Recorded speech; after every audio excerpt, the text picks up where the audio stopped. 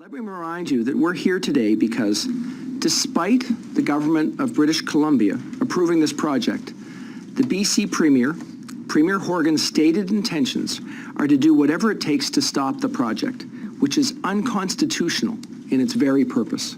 Trudeau, I'll just read that tweet. He said, "Only Justin Trudeau could take a project that Canadians support, creates thousands of jobs and helps our economy, and put it on taxpayer-funded life support. This is a failure to lead." Now, we also heard from Kinder Morgan today. It had a quick shareholders meeting in Calgary and then later put out a statement, and I'll just read you a little bit of that. The company said, "We appreciate Bill Morneau's recognition that a private company cannot resolve differences between governments. While discussions are ongoing, we are not yet in alignment and will not negotiate in public." Well, I've always been of the view that this indemnity would probably apply to cover any incremental spending that Kinder takes on once they restart the project.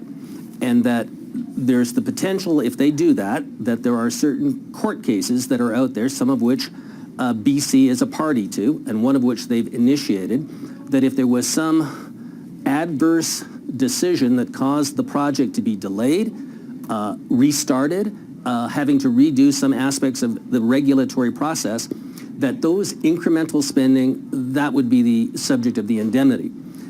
That's, to me, the most plausible way and the most conscionable way, frankly, that this indemnity would work. And I think the terms of the indemnity is what is still being worked out between, essentially, the Department of Finance and the executives at Kinder. I would want to emphasize one point, Peter, which I hope everyone listening appreciates. An indemnity in this case is really the assumption of a contingent liability. The government of Canada isn't funding the project, but I think it was a positive step today that Bill Morneau clarified that what we're actually talking about here is the form of an indemnity to reduce completion risk to the point where Kinder will persevere with the project. The same might apply more broadly if there was some failure to provide enforcement on the ground of Kinder's rights to build this pipeline. So again, I have never placed much prospect that an investment scenario, even though the minister alluded to it today, is really a practical alternative. Well, I would say the broader issue here is political risk, and that is by far the largest risk associated with any infrastructure project, particularly when it comes to a project of this magnitude.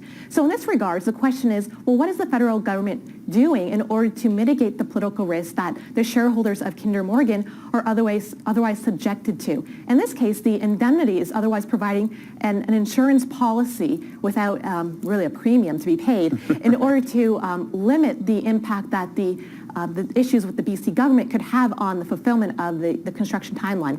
You've worked in the PMO. What are the levers the PMO can pull to say, here's how we're going to assert our national authority to build a project that we have deemed to be in the national interest? They have that right, but there's a mechanics to this that is lacking in all of these conversations. There's no doubt it's complicated. I don't want to diminish it. No, as Goldie says, there's a lot of pieces here, a lot of layers to the issue. But they made a political choice to use the language that they did in early April, and it seems to me we now need to see a proportionate solution. The failure to do so won't just erode the government's political credibility. It'll start to, or it will further erode Canada's reputation as a place for investment. I think that's what's at the backdrop here, an increasing concern about Canada's competitiveness and Canada as a source of capital and opportunity. But Goldie, what does that actually look like? The assertion of their national authority? Is it, troops alongside, well, you know what I mean? But what does it look like? Because I have friends in Alberta who are saying if that's what it takes, do it. Well, you got to play this out. So let's just hypothetically say the first Caterpillar arrives and we start the digging to twin an existing pipeline, and the protesters show up. Foreign-funded protesters, more likely or not, but also First Nations Canadian protesters. Yeah, and then they show up, and now the call goes in from the RCMP, who actually reports to the Premier in British Columbia and says, what would you like us to do? Oh, I don't want you to arrest them. All right, federal government, your move. Would you like to usurp that power back for the RCMP? Would you like to send in the army? Does anybody in their right mind believe this Prime Minister would say, just watch me on that question? Because I don't.